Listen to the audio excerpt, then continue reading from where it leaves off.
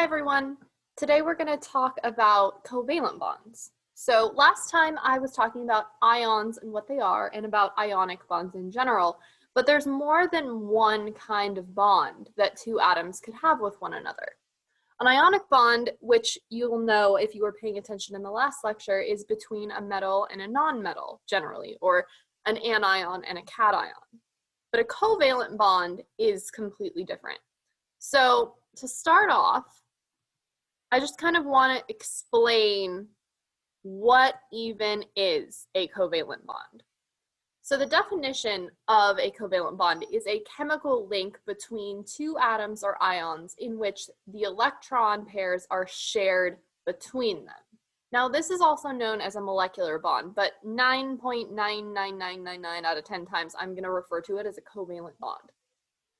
So the difference really between a covalent bond and an ionic bond is that in an ionic bond, electrons are going to be transferred from one atom to another, versus in a covalent bond, the electrons are shared. So I've included a couple of pictures to kind of make this a little bit more evident to you.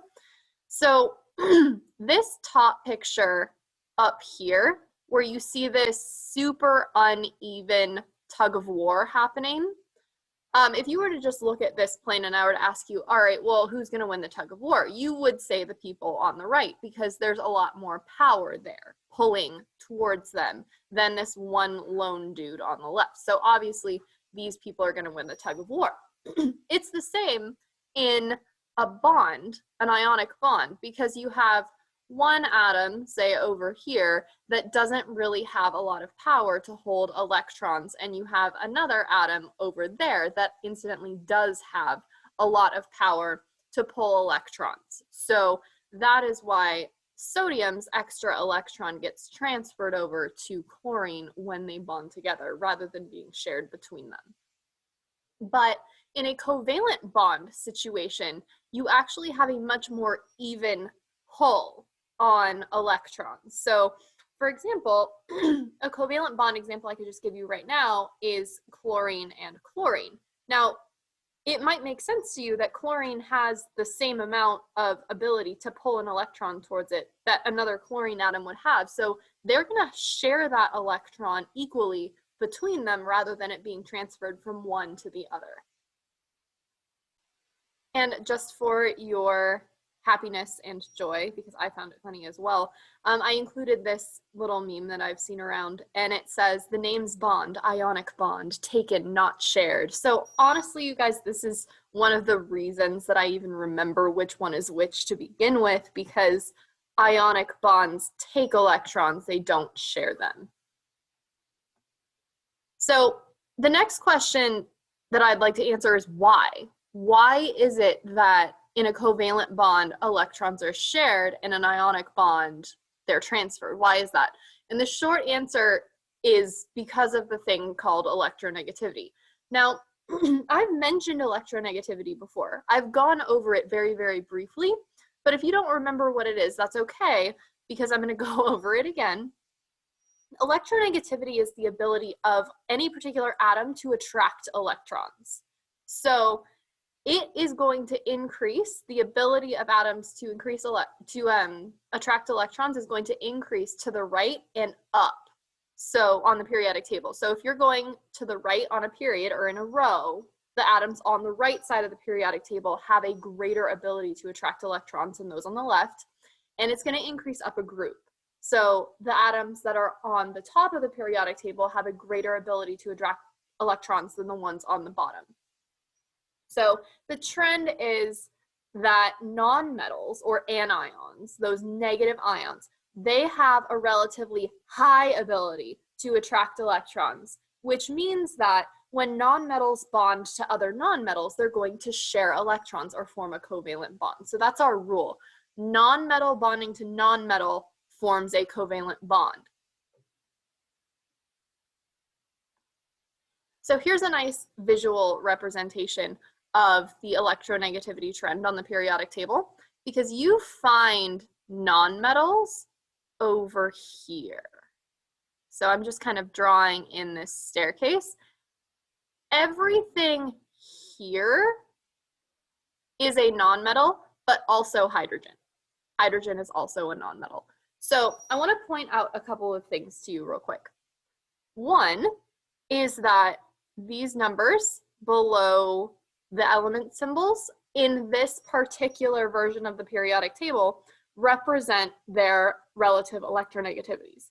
So what you'll notice is if you look at all the different numbers on this periodic table, fluorine has the strongest ability to attract electrons. Fluorine is the most electronegative.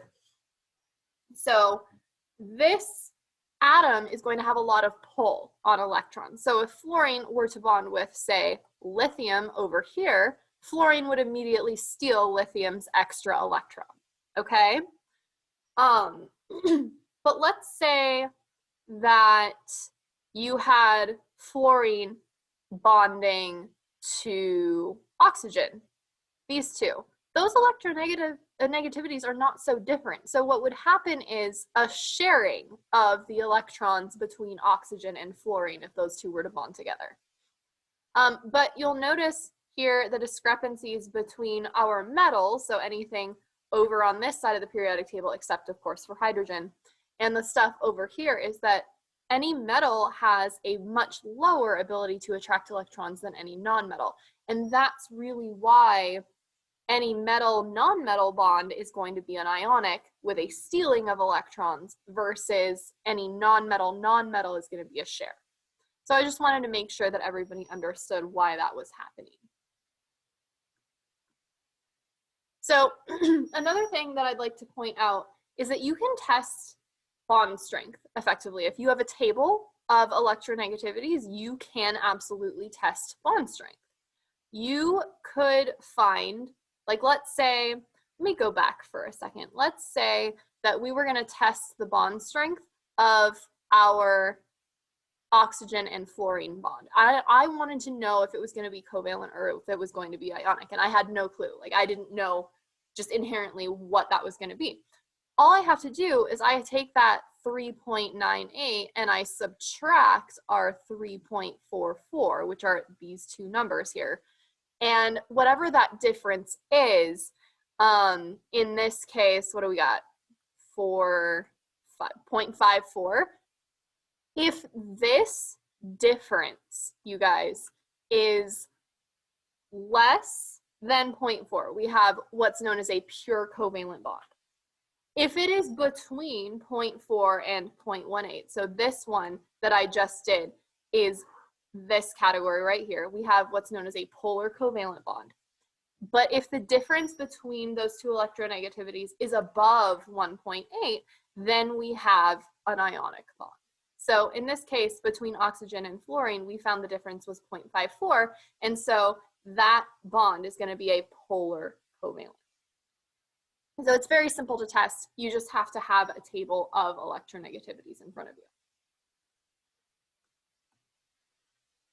Some properties that I want to talk about of ionic and covalent substances, because we will be looking at some of these properties in class. An ionically bonded solid, so any salt that you see, so that could be sodium chloride, it could be potassium chloride, it could be pretty much anything that's bonded ionically, is going to be solid at room temperature. It's going to be something known as soluble in water, which means that it can dissolve in water. That substance is going to conduct electricity when it is dissolved in water. It's going to have a high boiling point, a high melting point, and it's going to be brittle. And so if you look at salt, just sodium chloride, because that's an ionic solid, we've all looked at table salt before. Is it solid at room temperature? Yes. Can you dissolve salt in water? Yes. You may not have tested this, but if you tried to conduct electricity in salt water, it works. If you were to try to boil salt without water, though, like if you just dumped salt in a pot and tried to boil it, that would be incredibly difficult. So high boiling point. If you tried to melt it in a pot, incredibly high melting point. It's also brittle if you tried to smash it with a hammer. So you could theoretically smash salt crystals into smaller salt crystals. So salt fits this entire properties table because salt is an ionic solid. Covalent stuff, on the other hand, polar covalent, non-polar covalent, they'll act a little bit differently, but those tend to be soft solids, liquids, or gases at room temperature. Polar covalent stuff tends to be solid in water versus pure covalent substances tend not to be, but they do not conduct electricity when dissolved in water, assuming that they can. Polar covalent substances tend to be substances with relatively low boiling points and melting points, and it depends on what state they're in if they're going to be brittle. So an example of a polar covalent substance that you'll have heard of is sugar. Sucrose is a polar covalent substance. So polar covalent substance, it's not a soft solid, but again, there are exceptions. You can, however, dissolve sugar in water. You cannot conduct electricity in sugar water. It doesn't work if you've ever tried it. It's going to have a low boiling point, but it's really tough to boil sugar. However, you may have tried to melt sugar in a pot before, and that does work. That's how you would make caramel.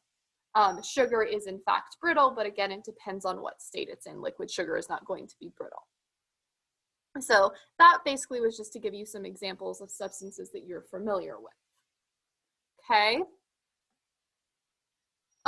Another thing to talk about are our diatomic elements. So let's break down the term diatomic for a second. The prefix di means two, and the word atomic refers to atoms. So quite literally, when you're looking at a diatomic element, it's an element that is made up of two atoms, okay? So anytime you see the word diatomic, that should tell you two atoms. You at least should have some idea of what I'm talking about. Once again, breaking down words is how you're going to be successful in a science class. So they are molecules formed when atoms of two of the same element bond together. They are not considered compounds because compounds are two or more elements versus a diatomic element being two atoms of the same element.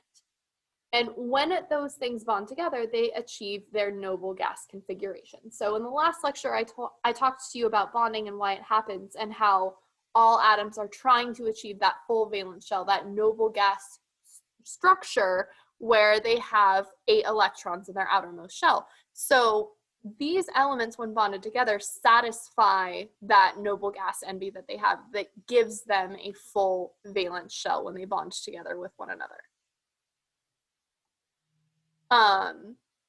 Here are the elements that will bond diatomically. We have hydrogen, nitrogen, fluorine, oxygen, iodine, chlorine, and bromine. So my advice to you here is to highlight those elements on your periodic table. Literally take a pen or a highlighter and circle them because I will ask you about them, and I do expect you to know which elements do this. It's going to help you writing chemical equations later and then solving how to balance those and et cetera, et cetera. Like, you need to know which elements act like this.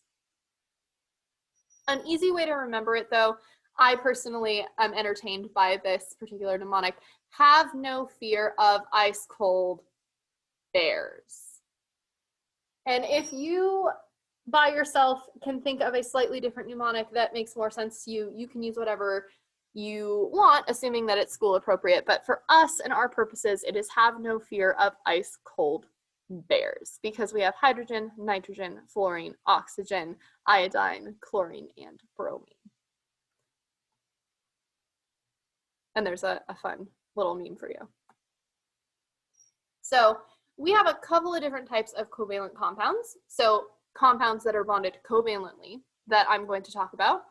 We have organic compounds that contain carbon, and we have inorganic compounds that do not contain carbon. So you've probably heard the term organic before thrown around in a grocery store when certain foods are considered organic or not organic or this or that. I am here to tell you that scientifically, organic means it contains carbon. So literally every food that you've ever eaten is organic. Regardless of what pesticides are or aren't used on it, it's organic because it contains carbon. That is what I am here to tell you. Okay? So once again, organic things contain carbon, inorganic things do not contain carbon. Okay? So inorganic compounds are made of two nonmetals, and they are also known as molecular binary compounds that involve your sharing of electrons. Organic compounds are also going to involve sharing of electrons, and they're also made up of nonmetals, but their biggest identifier is that there's carbon in them. So here's the fun stuff. Here's the thing that you're going to be asked to do by me quite a bit, and that is naming covalent compounds. So your steps here is to name the first nonmetal as it is. And you are going to name the second nonmetal, but changing that ending to your IDE, which should sound a little bit familiar to you because when I went over ionic bonding, what you did was you left the metal as it was and you changed the nonmetal to an IDE. So the only difference here is that now we're not having a metal and a nonmetal. Now we have the first nonmetal and the second nonmetal. So here you would name this sodium chloride, which I hope that you were able to deduce the name based on the fact that I said it several times in this presentation. But this one here, since it has two nonmetals, you're going to take the first nonmetal and you're going to leave it as it is. So carbon, in this case, would stay, and then you would do something to the chloride. But chlorine is going to have that IDE ending. There is a slight difference, though. It's not just carbon chloride.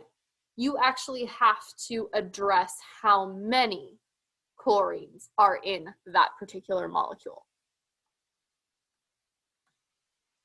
So how we order them in any particular compound. So taking this example once again, we would never write this like this. This compound would never be seen like that because we take the nonmetal that's furthest to the left on the periodic table first. So if you were to look at the periodic table, carbon is further to the left of chlorine, so it comes first. If, however, they were in the same group, like for instance, fluorine and chlorine, then you would name the element closest to the bottom first, okay? So here's a couple of examples with nitrogen and oxygen. You would name the nitrogen first if those two elements were to bond. Sulfur would be named first in any compound containing both sulfur and oxygen.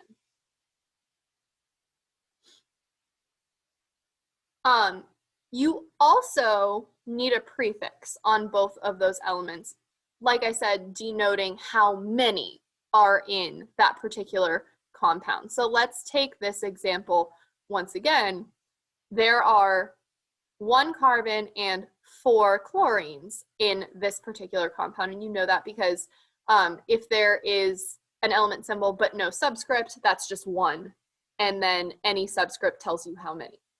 So if there is 1, you get a prefix of mono, 2 gets a prefix of di, 3 gets a prefix of tri, 4 gets a prefix of tetra, 5 gets a prefix of penta, 6 gets hexa, 7 gets hepta, 8 gets octa, 9 gets nona or nona, and 10 gets deca. If you were to have to go all the way to 12, you would get dodeca. But most of the compounds that I have you deal with in this class, we won't get that high. And if we did, I would tell you what 12 is, okay? So if we were to pick a prefix for both of these, we would have carbon getting mono and chlorine getting tetra. And you would just add those to the beginning of the particular compound or the particular element name. So you would get mono, carbon, tetra, chloride. Here's where it gets a little bit fun though, and you do actually have to remember this because I will mark you down if you do it wrong. On the first element, so in this case carbon, if there is only 1 of them, you do not have to put mono. If there is 1 of the second one, then you do have to put mono. So once again, on the first element in your compound, if there is only one of them, you do not have to include the prefix mono. So the final name for this would be carbon tetrachloride. And this would be your final name for this particular compound here.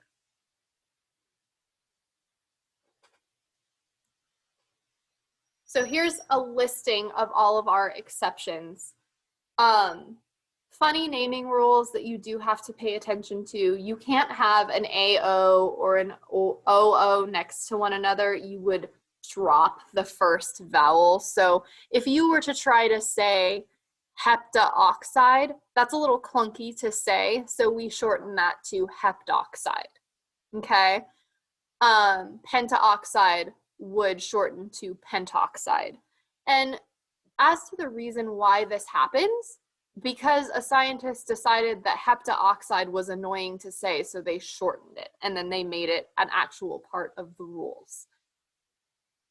On a test, if you forgot to do this and wrote heptaoxide, I'm not going to take off that many points for it. It wouldn't cause you to get the entire question wrong. That would be like a fraction of a point that I would take off because you've still named it right, you just forgot to cross out the A. So that's not as big of a deal to me as it is if you were to name the entire thing incorrectly.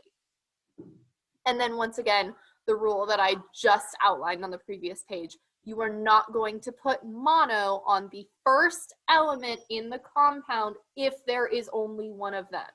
That is not to say that you will never put a prefix on the first element in the compound. It's only if there's only one of them. And we'll go over several examples together in class so that you'll get more practice with that. So here's some examples that I am going to go over with you. Okay, so I would like you to go through these with me.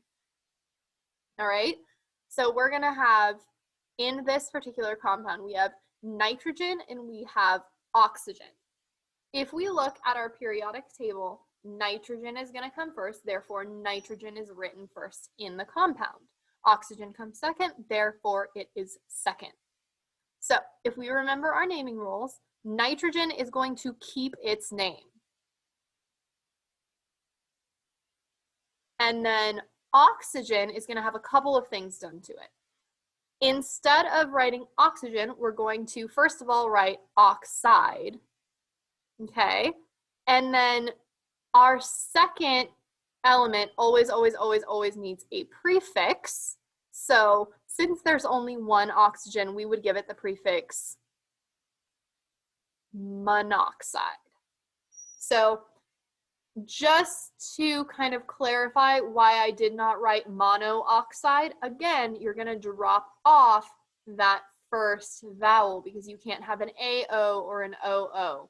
So I'm not going to write monooxide, I would just write monoxide. Okay? I do not need the prefix mono on nitrogen because it is the first in the compound and there is only one of them. Okay? So number two, again, we have nitrogen and oxygen. So nitrogen is going to keep its name. Oxygen gets a couple of things done to it. We have that oxide, and then it, since there's two, is going to get the prefix di. So we have nitrogen dioxide here. Number three, we're continuing with the nitrogen and oxygen format. We have nitrogen, and we still have oxide, but now we're starting to see more than one of that first element. So in that case, we would give a prefix to the first element. In this case, there's two, so we would go dinitrogen, and then there's 5 oxygens, so we would say pentoxide. Again, it's not pentaoxide because we drop that first letter, that first A, and it becomes pentoxide. Okay? So you have some options here, at this point, you could pause the video here and try to see if you can name these last three by yourself. In fact, I encourage you to do so. But if you wanted to, you could do it with me if you're still not sure. So if you want to pause it, just go ahead and pause it and then try it, and then you can watch my explanation, or you can keep going with me. In this particular compound, we have carbon and we have oxygen. So once again, our first one's going to keep its name. So we have carbon, and then our oxygen is going to become oxide. There is only one carbon, so we do not need the prefix mono. There is one oxygen next, so we would again give that MON prefix to make it carbon monoxide. You've heard of carbon monoxide a bunch of times, probably in reference to carbon monoxide poisoning, so that is actually what that compound looks like. I know you guys know how to name this one already because as freshmen in Living Earth, we had to do that. So you should already know that this is named carbon dioxide, but let's break it apart anyway. We have carbon, we have oxygen. Carbon is going to keep its name. Oxygen becomes our oxide. And then we say, okay, well, hey, there's only one carbon, so we don't need a prefix there. There's two oxygens, so we're going to give it the prefix di, carbon dioxide. And that's where that name comes from. This last one, we have two carbons and four oxygens. So once again, carbon keeps its name because it comes first. Oxygen becomes oxide. And then we deal with our prefixes. There's two carbons, so we have a di prefix in front of carbon. And there is four oxygens, so we have our prefix tetra. But remember, we can't write tetraoxide, so we have to cross that out, and this becomes tetroxide. So altogether, we have dicarbon tetroxide. Okay? So once again, as you keep going, this will become much, much easier with practice. Some common names that I would like you to be aware of. I need you to know that H2O is called water. I think that we can all master that. We should all know that at this point. One that you may not know already is that NH3 is referred to as ammonia. But I do ask that if I say the word ammonia, you know that that's NH3. And if I say the word water, that you know that that is H2O. Another thing to complicate your life further is organic covalent compounds. So hydrocarbons are going to have some common names too.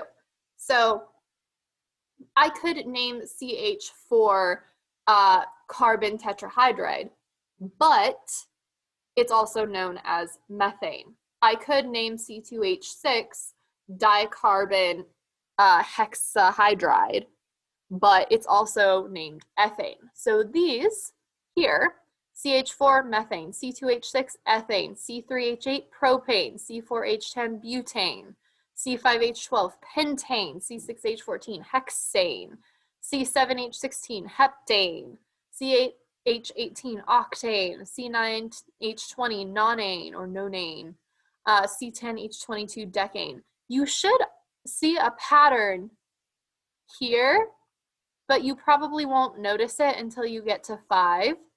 But these are kind of mimicking the prefixes. Mono, meth. Di doesn't match.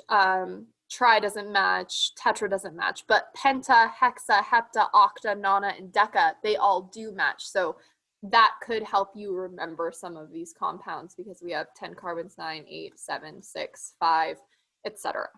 But you do have to know those, and I will ask you about them. So it is at this point that I am going to urge you to take a break. I just taught you all about naming covalent compounds, and you are probably very mentally overstimulated at this point. So my advice to you is pause the video, take a break. Come back to this, I don't know, tomorrow, in an hour, whatever, but take a break, because if you keep going right now, it's very highly unlikely that you will retain as much as if you took a break and came back to it. Just don't forget to actually come back to it, because I do have to teach you about naming acids and bases now. Okay, so once again, pause, come back to it. I'm gonna keep going. Let's go.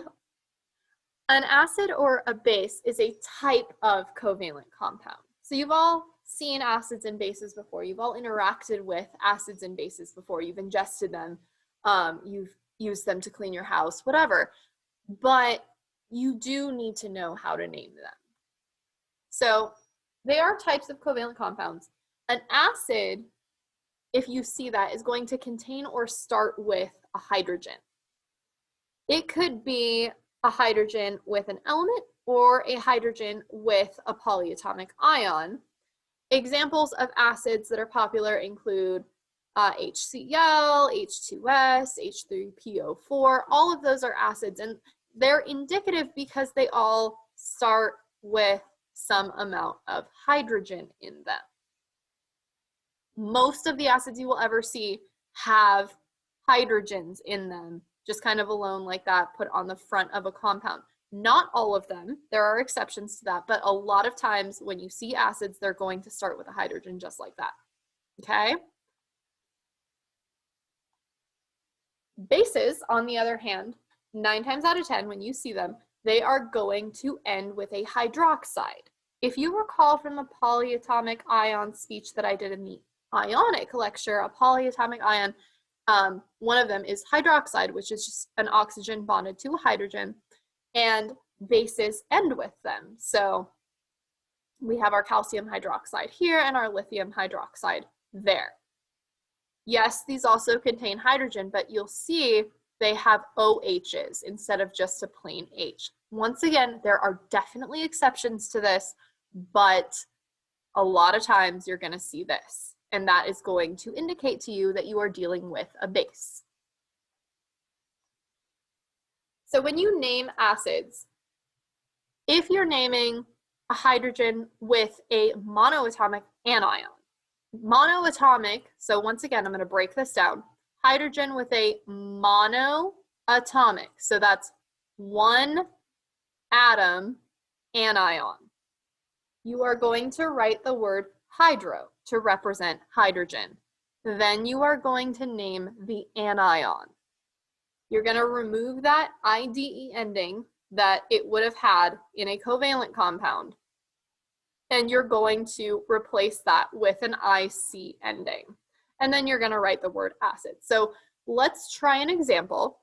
I'm just going to use HCl because why not? You are going to write hydro to represent your hydrogen. So you are going to literally write hydro. Then you're going to name your anion, which in this case is chlorine or chloride. You're going to remove that IDE ending, and you're going to replace it with IC. So instead of writing chloride, instead of writing hydrochloride, you're going to write hydrochloric. And then you're going to write a space and write the word acid. So HCl is hydrochloric acid. Okay? One more example, HF.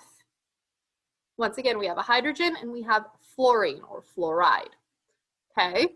So, to name that, you take your H, you write hydro.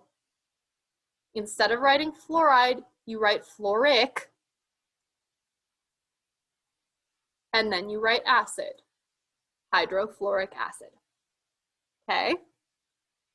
Once again, you will have lots of practice with this. So, to give you a little bit of, not practice, but just kind of seeing the difference between how you would write out the covalent compound versus the acid, I've done this for you over here. So we did HCl already. You would name the covalent compound hydrogen monochloride, but it's an acid, so you actually name it hydrochloric acid.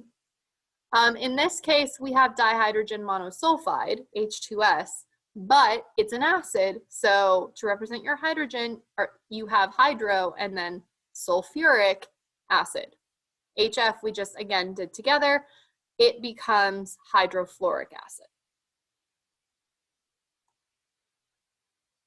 If, however, you don't have a hydrogen with a monoatomic anion and you have a hydrogen with a polyatomic ion instead, so once again, polyatomic, more than one atom, polyatomic, you are not going to write hydro.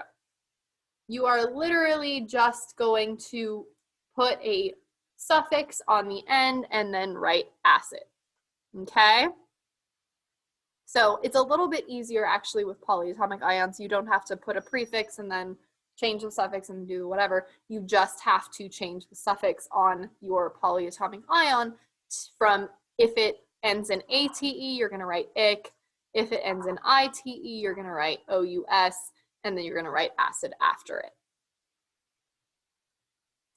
So here's your examples for that.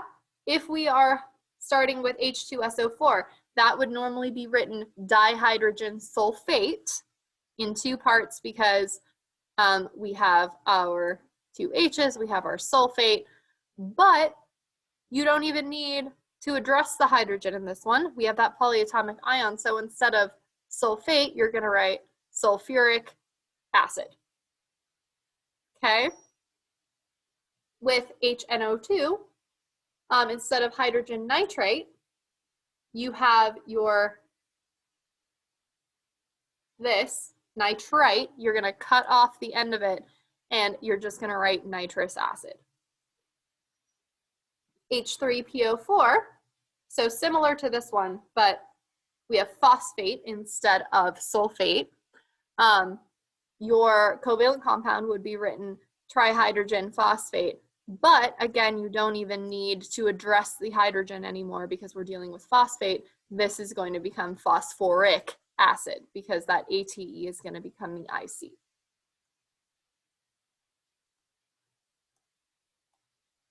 Naming bases is so much easier than naming acids, you guys. There is no complicated rules. You're just going to name it the way you would name a covalent compound.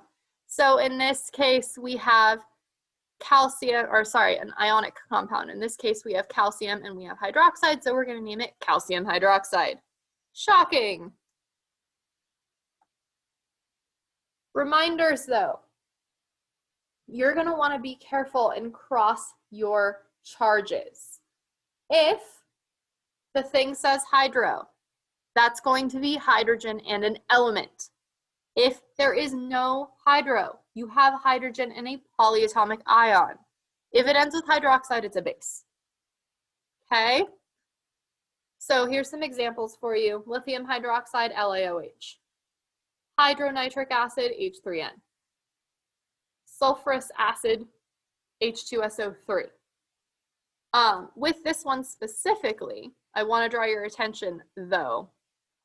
This is not sulfurous acid. This then becomes sulfuric acid because we have this SO4 instead of the SO3. Therefore, sulfate becomes sulfuric, whereas you're seeing sulfite become sulfurous. Okay, so just pay attention to what you have is basically what I'm telling you here. And that is basically it. So I just threw a lot at you.